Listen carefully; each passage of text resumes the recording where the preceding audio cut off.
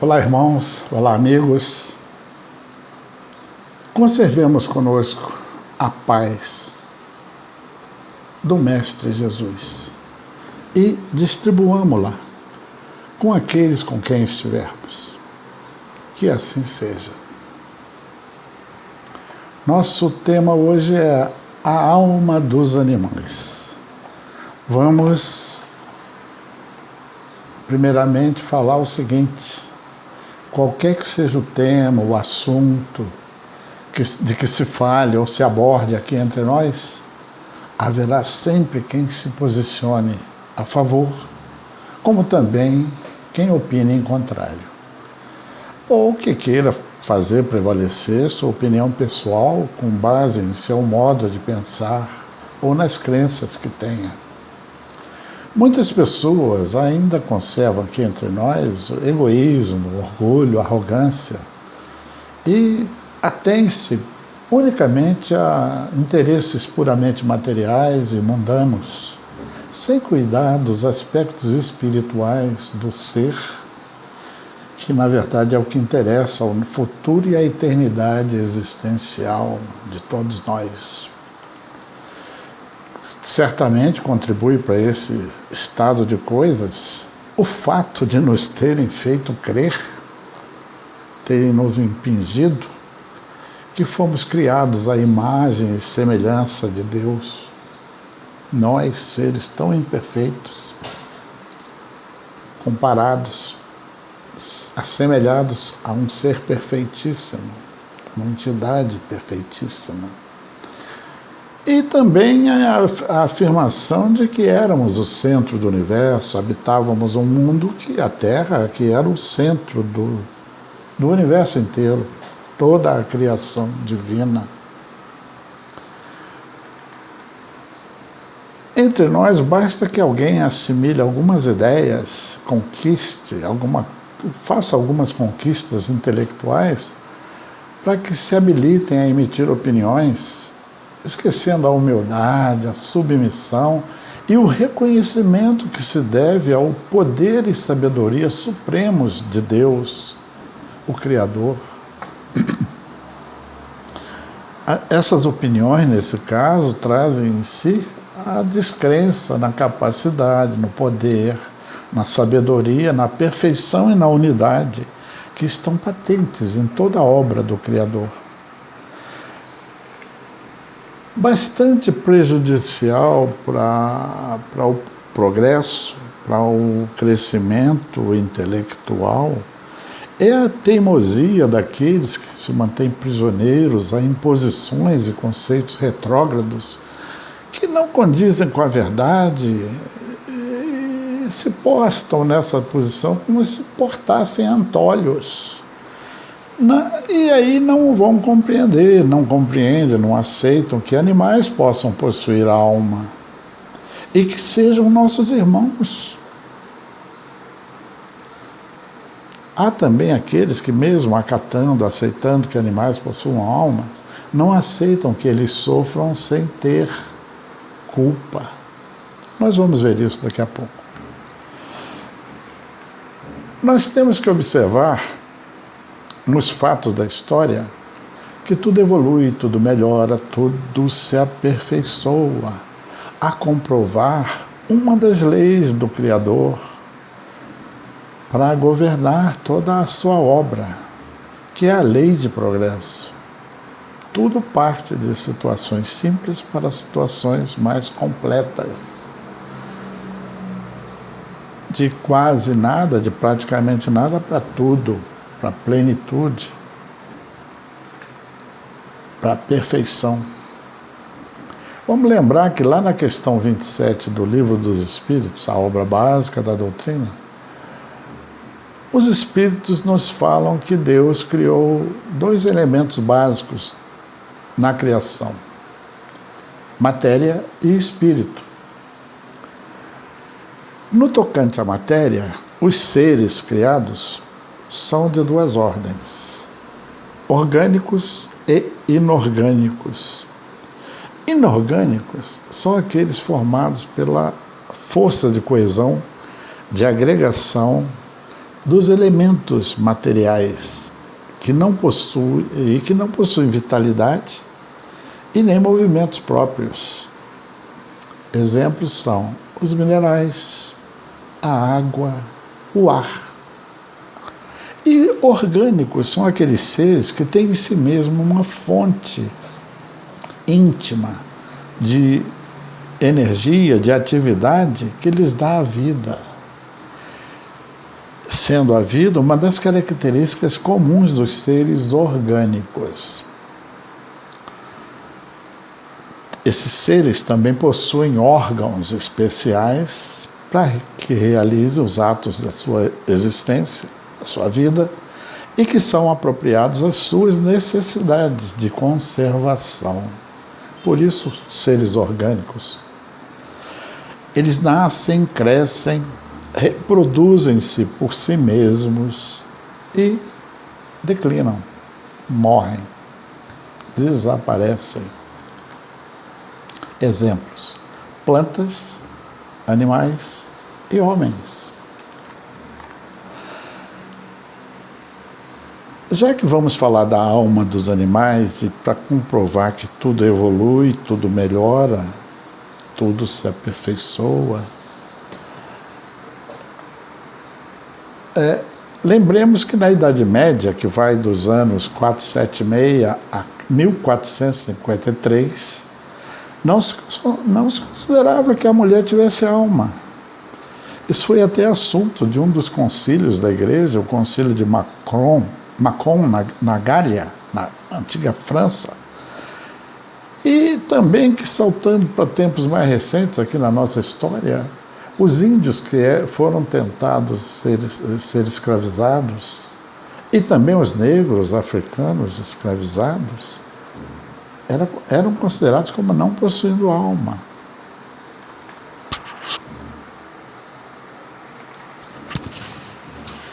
Esse caráter evolutivo da civilização, da humanidade, também consta, ele faz parte, é base da nossa doutrina, a doutrina dos espíritos, do espiritismo, que até hoje não teve nenhum dos seus fundamentos e pontos básicos contestado. E à medida que a ciência humana vai descobrindo, vai sabendo de mais coisas, essa doutrina, pelo seu caráter progressivo, evolui. O que tem acontecido é exatamente o contrário. Ela tem apresentado pontos e fatos que depois a nossa ciência comprova. Vários exemplos disso existem, até já falamos disso por aqui. Então ela é uma doutrina que não precisa em nenhum momento se desdizer, nem seus fundamentos e afirmações sejam contestados. Vamos ver que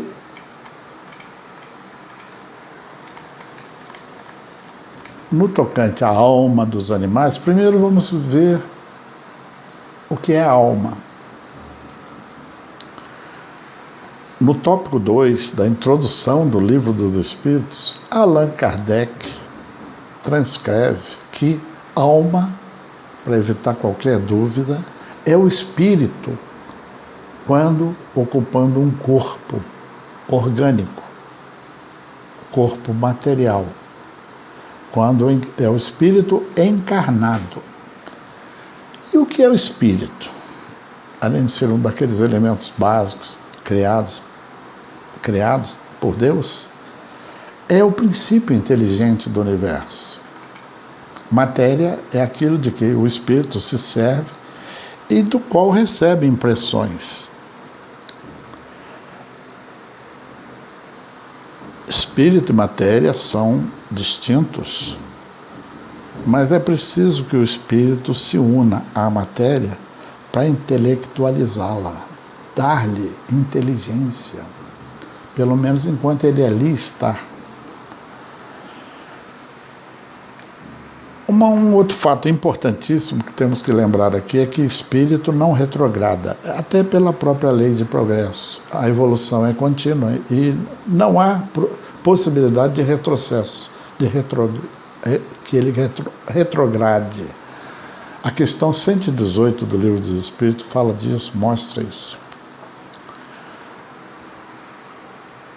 Daí vem que o espírito que chegou a animar o corpo de um homem não pode voltar a ocupar, animar o corpo de um animal. Não há, então, essa possibilidade. Por que, então, que o espírito tem que estar na matéria? Encarnar, estar na carne, na matéria orgânica, para que possa ter as oportunidades e passe pelas experiências que lhe concederão o aperfeiçoamento e também cumprirem parte da obra do Criador, que delega as suas criaturas mais em condição de executar parte da sua obra.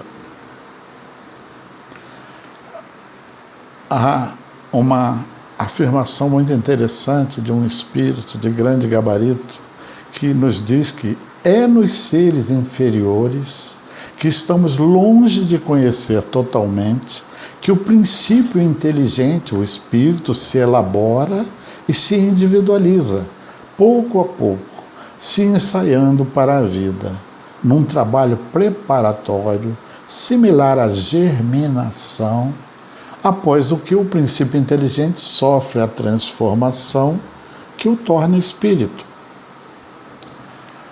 Vamos também falar aqui de início dos 3 reinos da natureza, que foi uma maneira que a nossa ciência encontrou para classificar os seres. Tá? Então existe o reino mineral, o reino vegetal, o reino animal. Durante muito tempo o homem, o ser humano, foi considerado pertencer ao reino animal. Mas até os espíritos nos trouxeram uma informação nova e passou-se a considerar um novo reino, o reino hominal, o reino dos homens. Cada reino tem as suas características próprias, mas não existe uma fronteira divisória de onde termina um e começa o outro. É tudo gradual na natureza, na criação. Na natureza, tudo é transitório, nada é estável, tudo se interliga. E entre as diferentes fases evolutivas, há laços que ligam o mineral ao vegetal, o vegetal ao animal e o animal ao homem. É assim que tudo serve e tudo se encadeia na natureza, desde o átomo primitivo até o arcanjo.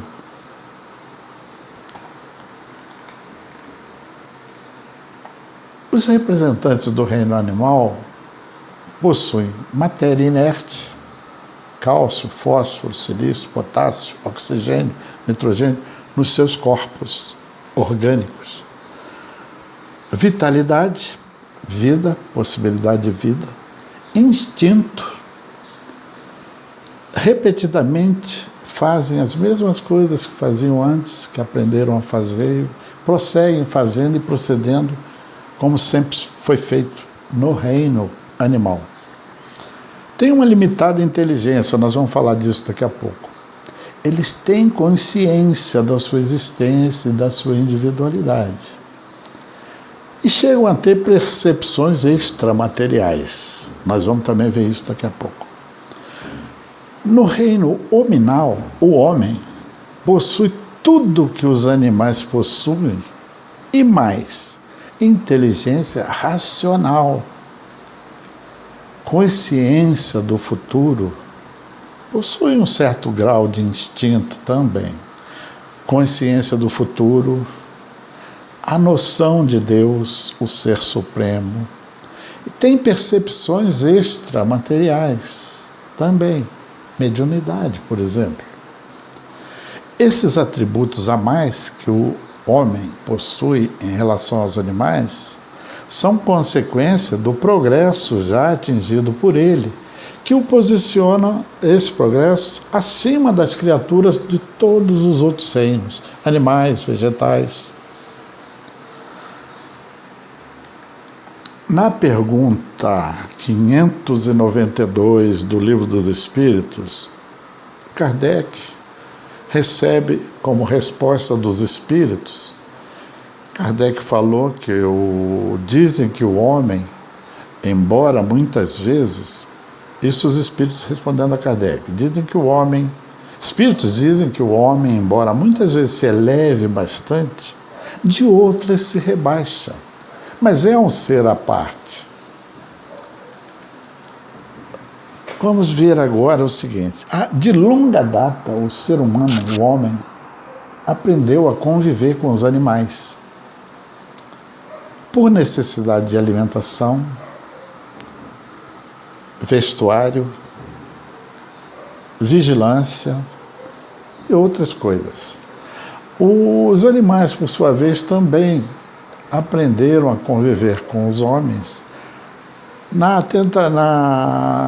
pela oportunidade que se apresentou a eles de se aproveitarem de restos da alimentação humana, sem o trabalho o esforço de caçar, né, os homens, e assim acabaram sendo domesticados e explorados pelo homem, como já falamos, sendo o próprio alimento, fornecendo alimento e agasalho, vestuário, além de proteção, vigilância e tal.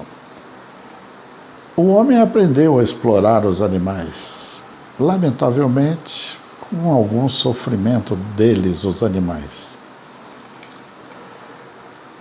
Quem tem e convive com algum animal, seja um cão, um gato, um cavalo, percebe que esses animais demonstram inteligência, um certo grau de inteligência. Eles agem demonstrando isso para nós. Todos nós temos exemplo. Outra coisa que nós notamos no convívio, principalmente com cães e cavalos, é que eles têm uma extrema sensibilidade para o elogio e também para a repreensão. Quem convive com um cachorro, por exemplo, quando ele faz uma arte e a pessoa fala zangado com ele, nota como é que ele se comporta. Eles são sensíveis tanto ao elogio, ficam felizes, alegres, e amuam quando recebe uma reprimenda. Se a gente fosse listar aqui casos e exemplos, a nossa lista seria enorme. Cada um de nós poderia contribuir com muitos e muitos casos, não é mesmo? Então, Kardec, na questão 593 do Livro dos Espíritos, perguntou se os animais só agem por instinto. Os espíritos falaram o seguinte, responderam: na maioria dos animais dominam o instinto, porém agem com vontade determinada, que é sinal de inteligência, embora seja uma inteligência limitada. Kardec comentou mais: além do instinto, não se pode negar que certos animais exibem atos combinados que denotam vontade de agir, com sentido determinado e segundo as circunstâncias. E os espíritos ressaltaram então que a inteligência do homem já passou por elaboração e alcançou um aperfeiçoamento maior que o dos animais, e por isso o homem está diante dos animais. Foi dito até que ele é um ser à parte. Kardec perguntou ainda se a inteligência é assim, isso lá na questão 593 do Livro dos Espíritos. Kardec perguntou se a inteligência é uma propriedade comum, se ela é um ponto de contato entre a alma dos animais e do homem. Não falamos da alma dos animais ainda, mas nós vamos ver isso daqui a pouco. Os espíritos responderam sim, mas os animais não têm senão a inteligência da vida material. No homem, a inteligência possibilita a vida moral.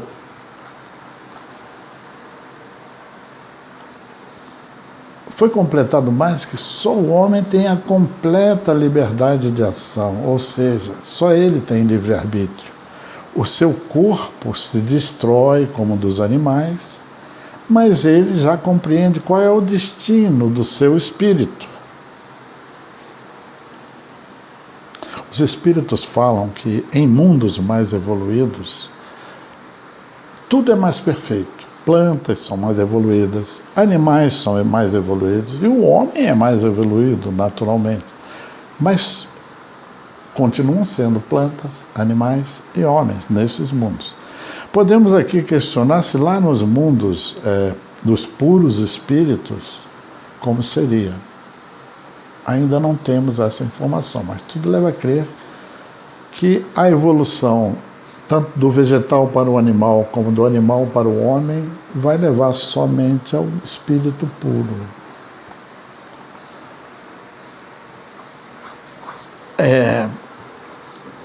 Os animais se comunicam, obviamente, entre si. Tem uma linguagem limitada, mas adequada às suas experiências, às suas necessidades, às suas ideias e necessidades. Que eles se comunicam, não há dúvida. Há estudos científicos, inclusive, de um casal americano, Allen e Beatrix Gardner, professores da Universidade de Nevada, nos Estados Unidos, que mostraram que chimpanzés e gorilas são capazes de se comunicar com os homens usando a linguagem humana dos surdos mudos, a linguagem de Libras, comprovado cientificamente. Kardec perguntou na questão 595, para reforçar: os animais têm livre-arbítrio dos seus atos? Os espíritos responderam: eles não são simples máquinas, mas sua liberdade de ação é limitada às suas necessidades, não se comparando à do homem. A sua liberdade é restrita aos atos da sua vida material e não tem os mesmos deveres, por isso, que os homens. Nem tampouco as mesmas culpas, né? Kardec perguntou, desde a Grécia Antiga, aliás, vamos ver agora se os animais têm alma. Na questão 597, do capítulo 11 do Livro dos Espíritos, Kardec perguntou, visto que os animais têm uma inteligência que lhes dá uma certa liberdade de ação, há neles um princípio independente da matéria? Os espíritos responderam, sim. E que sobrevive ao corpo. Que é isso? A alma. E Kardec continuou, esse princípio é uma alma semelhante à do homem? Os espíritos responderam, é também uma alma, se quiseres. Ela, porém, é inferior à do homem.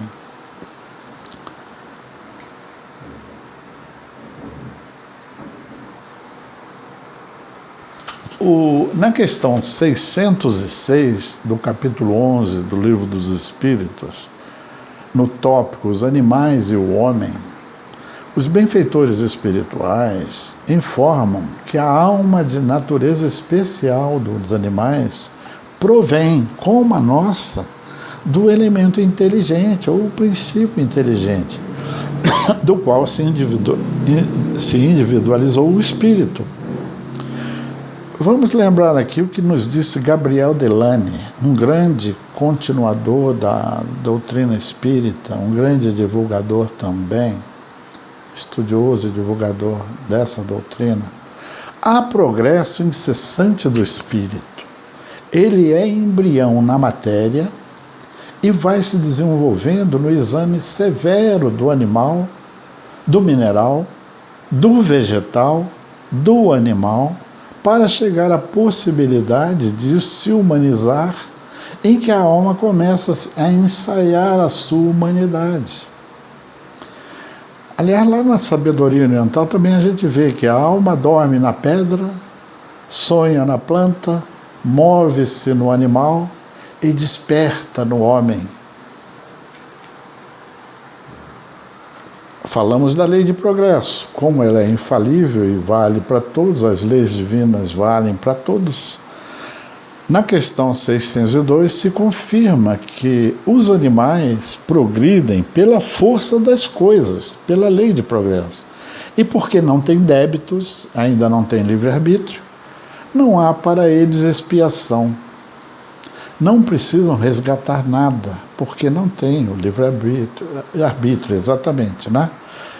Só após conquistar o livre-arbítrio é que a liberdade de agir, essa liberdade de agir, que pode ser conforme ou não com a lei divina e com a inteligência aperfeiçoada, no caso de cometerem erro, na aplicação dessa liberdade de ação, é que eles adquirirão culpa e vão passar a necessitar de se submeter a expiações e provas.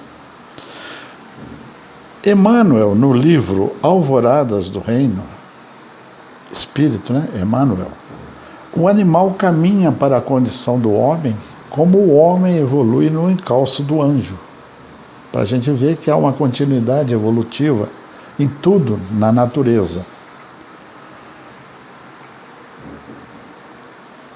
Quanto à desencarnação dos animais, os espíritos nos dizem que após a morte do corpo orgânico, o espírito do animal, que ele tem alma é espírito, e esse espírito dele é classificado por espíritos encarregados dessa tarefa, a tal contribuição que o espírito tem de contribuir na obra do Criador. Uma delas é essa, de colaborar, quando desencarna o animal, de classificar cada animal que desencarna, o espírito de cada animal, e utilizá-lo imediatamente na reencarnação desse animal. E, nesse caso, não dispondo o animal de tempo para se relacionar com outras criaturas lá de um modo livre na erraticidade. Aqui nós vamos fazer uma ressalva para dizer o seguinte: o próprio Kardec, na questão 299, lá do Livro dos Médiuns, nos alertou para que a informação trazida pelos espíritos, que nada mais são do que homens sem o corpo físico, mas que mantêm o seu conhecimento, sua cultura, sua experiência, podem, conforme a oportunidade, fornecer informações um tanto desconformes, não conformes umas com as outras. Mas ele alerta que é preciso ver, no contexto geral, isso tudo. Até nada disso está desmentido, apenas para mostrar qualquer variação que haja de informação nesse sentido. Por exemplo, aqui estamos dizendo que o animal é quase sempre, quase imediatamente reencarnado. Mas vamos ver que há informações divergentes daqui a pouco, mas não invalida nada do que estamos tratando e do que a doutrina espírita contém. Então falam que ele não dispõe, ele é aplicado, é aproveitado imediatamente e não há tempo livre para se relacionar com outros seres na erraticidade, que é a vivência do espírito quando não ocupando o corpo material. Na questão 598 do Livro dos Espíritos, Kardec perguntou se a alma dos animais conserva, após a morte, a sua individualidade e a consciência de si mesma. Os espíritos responderam que a individualidade, sim, mas não a consciência do seu eu. A vida inteligente permanece como que no estado latente, em estado latente. André Luiz, no capítulo 12 do livro Evolução em Dois Mundos, que intitulado Alma e Desencarnação e Metamorfose e Desencarnação, afirma: após a morte, os animais ficam incapacitados de manobrar os órgãos do aparelho psicossomático. Aqueles que não são aproveitados em serviço no mundo espiritual caem de imediato em profunda letargia, semelhante à hibernação, e reencarnam de forma automática. Então não são todos que são imediatamente aproveitados em reencarnação. há os que ficam nessa situação que acabamos de falar. Na questão 599, Kardec pergunta se a alma dos animais tem a escolha de encarnar nesse ou naquele corpo de animal. E os espíritos confirmam, não, porque ele não tem livre-arbítrio. A questão 600 do Livro dos Espíritos trata diretamente da resposta se a alma dos animais fica em estado latente, em estado errante, aliás, como os espíritos humanos dos homens ficam. Os espíritos responderam que é uma espécie de erraticidade, visto não estar unido a um corpo. Mas não é um espírito errante, pois espírito errante é o ser que pensa e age por sua livre vontade, e cujo atributo principal é a consciência de si mesmo. Qualquer divergência, vejamos o que diz Kardec no número 299 do Livro dos Médiuns. Os espíritos confirmam que a alma do animal não tem a mesma faculdade, permanece nesse estado latente, como foi dito, né? Mas há relatos de espíritos, continuadores das informações espíritas, de existência de animais no mundo espiritual, na erraticidade. André Luiz, por exemplo, no capítulo 7 do livro Nosso Lar, relata passagens de animais no mundo espiritual falando aves de plumagem policromas cruzando os ares e animais domésticos identificados entre árvores frondosas. No capítulo 33 desse mesmo livro, Nosso Lar, André Luiz, no tópico Curiosas Observações, nos relata o seguinte: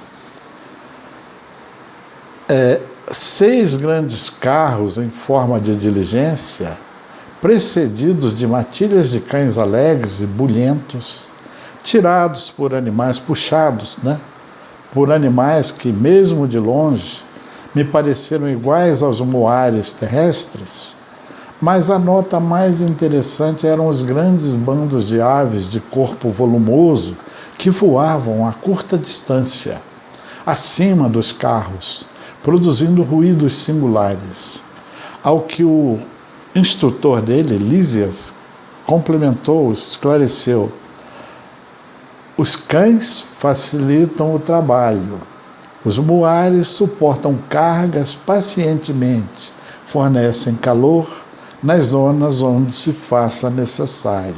E aquelas aves, acrescentou indicando-as no espaço, que são denominadas ibis viajores, excelentes auxiliares dos samaritanos, aqueles espíritos encarregados de socorrer outros espíritos, por devorarem as formas mentais odiosas e perversas, entrando em luta franca com as trevas umbralinas.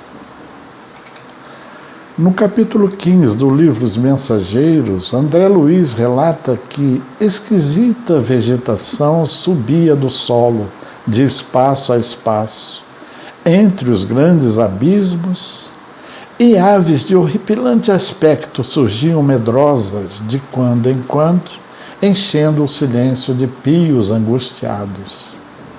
Comprovação de que animais existem na erraticidade, Vamos ver aqui alguns casos interessantes e reais. Chico Xavier possuía um cão a que chamava de Dom Pedrito. Esse cão morreu atropelado e Chico sentiu bastante a morte dele. Algum tempo depois, Chico, andando pela rua, percebeu que um cachorrinho filhote o seguia. E Emmanuel, surgindo, disse: Emmanuel, o mentor espiritual de Chico Xavier: Chico, pare e preste atenção nesse cãozinho. É o Dom Pedrito que está voltando para você. Chico recolheu afetuosamente esse animalzinho, lhe deu o nome de Brinquinho e ficou com ele. Há o caso também, o relato de uma jovem que estava em tratamento no mundo espiritual, na erraticidade, e que se reanimou com a chegada a ela de uma cadelinha que fora sua companhia quando encarnada ainda. Quando ela percebeu a presença da cadelinha, sentiu a presença, se reanimou bastante. No livro de Ernesto Bozano, Os Animais Têm Alma, ele descreve 130 casos de manifestações em que os perispíritos de animais são vistos, ouvidos e a sua presença percebida. Herculano Pires, grande divulgador espírita também brasileiro, no capítulo 11 do livro Mediunidade, Vida e Comunicação, ele apresenta casos de materializações de animais em sessões experimentais. Vamos ver alguma coisa aqui relativamente ao sofrimento dos animais. Os espíritos responderam na questão 602 do Livro dos Espíritos que animais progridem pela força das coisas e não há para eles expiação devido a não terem débitos, razão pela qual não precisam resgatar nada. Aí somos levados a questionar. Então por que eles sofrem? Porque é notório para nós que animais sofrem, inclusive doenças similares às dos homens, como parasitoses, infecções, indigestões, sofrem fraturas, epilepsia, cânceres, diversos tipos, malformações, etc. Eles também passam por um sofrimento muito penoso no convívio com os homens que os submetem a maldades e caprichos, exagerando a exploração que fazem deles. Algumas pessoas entre nós, vamos lembrar daquele caso que nós relembramos lá no início, não aceitam de jeito nenhum e não veem razão para que, não possuindo culpa, os animais sofram, né? Principalmente os domésticos e familiares sofram. Kardec nos afirma que é direito de qualquer um se expressar assim. Mas vamos considerar que quem assim age, na verdade, está desconsiderando a perfeição de Deus, dando relevância ao seu ponto de vista em detrimento e também medindo a sabedoria divina pela instrumentação do seu entendimento pessoal.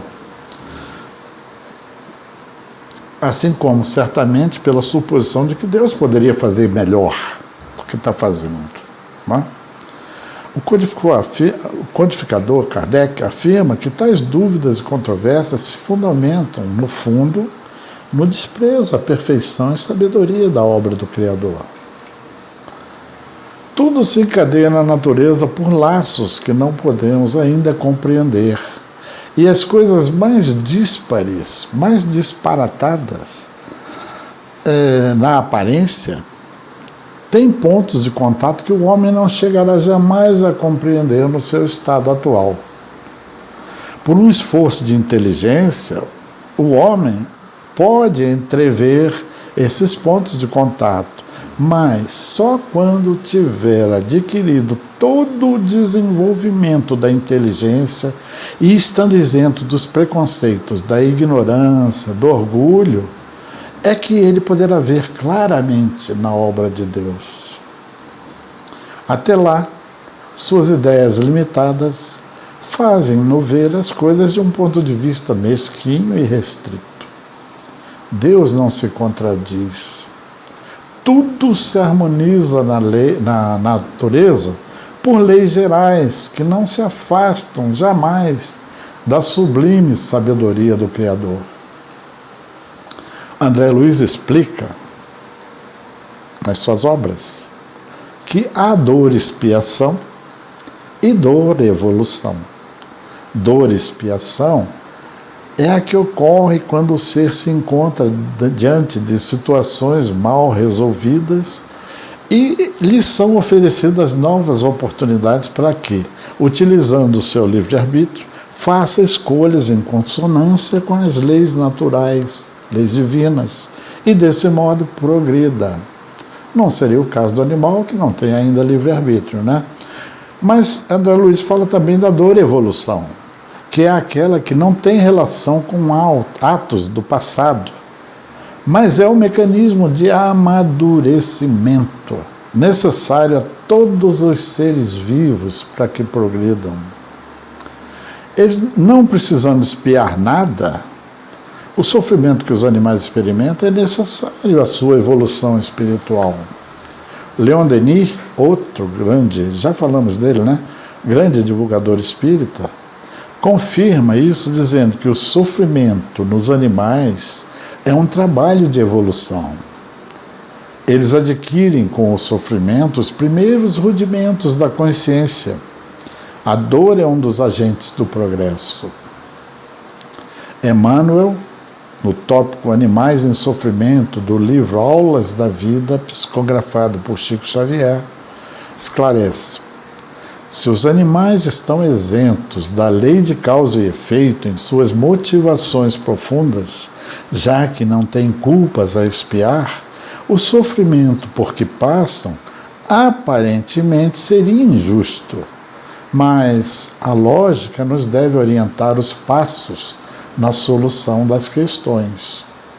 É imperioso interpretar a dor por mais altos padrões de entendimento.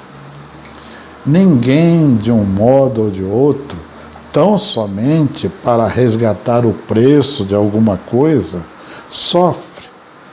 Sofre-se também angariando os recursos precisos para obtê-la. Se ficou confuso, vou repetir. Ninguém sofre de um modo ou de outro, tão somente para resgatar o preço de alguma coisa. Sofre-se também angariando os recursos precisos para obtê-la. Assim é que o animal atravessa longas eras de provas a fim de domesticar-se, tanto quanto o homem atravessa outras tantas longas eras para instruir-se. Que mal terá praticado o aprendiz a fim de submeter-se aos constrangimentos da escola? E acaso conseguirá ele diplomar-se em conhecimento superior se foge às penas edificantes das disciplinas? É o caso do nosso filho que, num dia frio e chuvoso, é acordado de manhã sem querer, para que vá à escola reclamando e tal, mas tem que ir para aprender. É um sofrimento imposto para o aprendizado dele. E ninguém vai chegar a um grau superior, como diz o Emmanuel aqui nessa, né? Espírito algum obtém elevação ou cultura por osmose, mas sim através do trabalho paciente e intransferível. O animal, igualmente, para atingir a auréola da razão, deve conhecer benemérita e comprida fieira de experiências que terminarão por integrá-lo na posse definitiva do raciocínio. Todo ser criado simples e ignorante é compelido a lutar pela conquista da razão, e atingindo a razão entre os homens, é compelido igualmente a lutar a fim de burilar-se devidamente. O animal se esforça para obter as próprias percepções e estabelecê-las. O homem se esforça, avançando da inteligência para a sublimação. Dor física no animal é passaporte para mais amplos recursos nos domínios da evolução. Certifiquemo-nos, porém, de que toda criatura caminha para o reino da angelitude e que, investindo-se na posição de espírito sublime, não mais conhece a dor, porquanto o amor ser-lhe-á sol no coração, dissipando todas as sombras da vida ao toque de sua própria luz. Deus é infinitamente justo e sábio, portanto, procuremos em tudo sua justiça e sabedoria, curvando-nos diante do que ultrapassar o nosso entendimento. Em comunicação psicografada por Chico Xavier em 1969, ensina ainda Emmanuel: Não se sofre apenas para expiar, mas também para conquistar algo, sem fazer apologia à dor, nem buscando como forma de evoluir, mas entendendo que quando ela ocorre é inevitável, traz consigo impulso de progresso.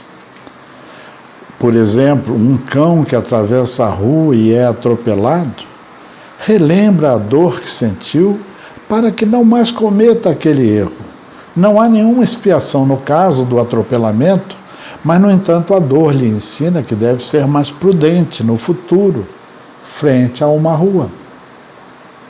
Com as experiências de dor em suas encarnações, os animais vão obtendo noção de medo e de perigo, e assim adquirindo um instinto de conservação.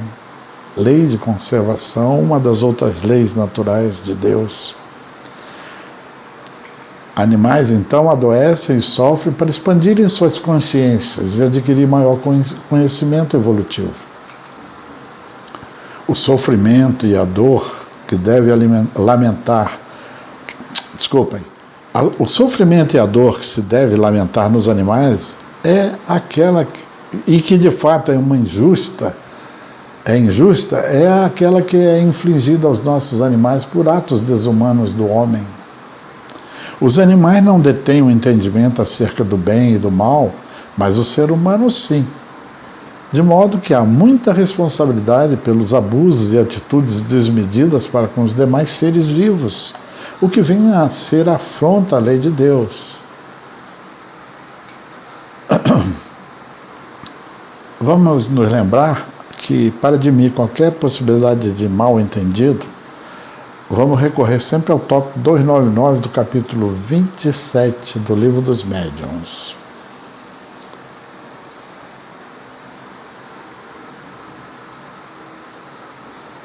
Lá é dito o seguinte, vamos ler aqui.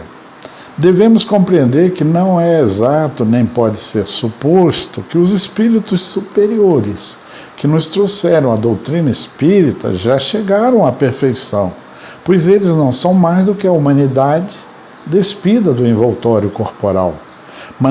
Manifestam-se espíritos de todas as categorias, resultando que suas comunicações trazem o cunho da ignorância e do saber que lhes seja peculiar, no momento, ou da inferioridade ou da superioridade moral que alcançaram. Distinguir o verdadeiro do falso, o bom do mal, é a que devem conduzir as instruções que Kardec tem dado ao longo de toda a sua obra. Vamos notar também que há uma defasagem entre a publicação do Livro dos Espíritos e obras complementares, como a Revista Espírita, por exemplo, que é um jornal de filosofia, né, espiritual. Vamos pensar também o seguinte, meus irmãos e amigos: se não existem fronteiras nítidas entre os reinos da natureza, e certamente como entre os homens, poderá haver animais que já estejam se assenhoreando de atributos evolutivos, inclusive conseguindo como que livre-arbítrio inicial, esse livre-arbítrio inicial, ou embrionário, ou primário, e já com a correspondente responsabilidade, ou não. Se há essa possibilidade, por que não aceitar que tais animais possam já adquirir culpas relativas ao que já têm de livre-arbítrio, de consciência do certo e do errado, devidas a atos selvagens contra seus semelhantes ou contra o homem?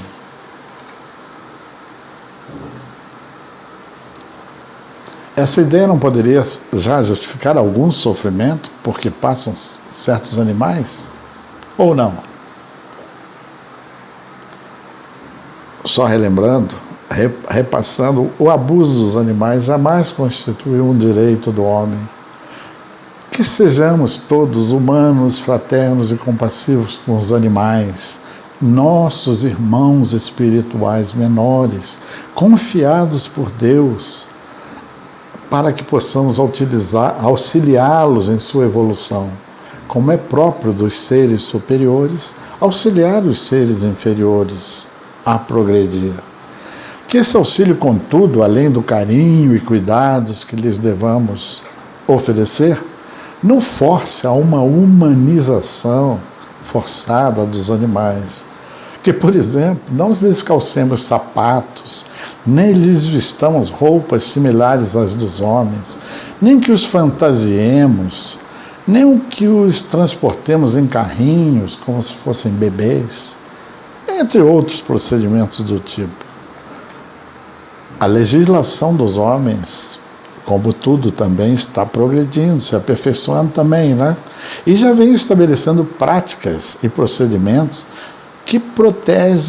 que visam proteger e defender os animais de maus tratos e de condições que não sejam naturais, como nos circos, laboratórios de desenvolvimento de remédios, como cobaias, zoológicos, etc. Já basta que eles ainda sejam nosso alimento e também nos forneçam alimento e vestuário. Não é? Já basta isso. Ou isso um dia também deverá cessar. Não faça ao outro o que você não quer que seja feito para você. Não é o nosso ensinamento maior?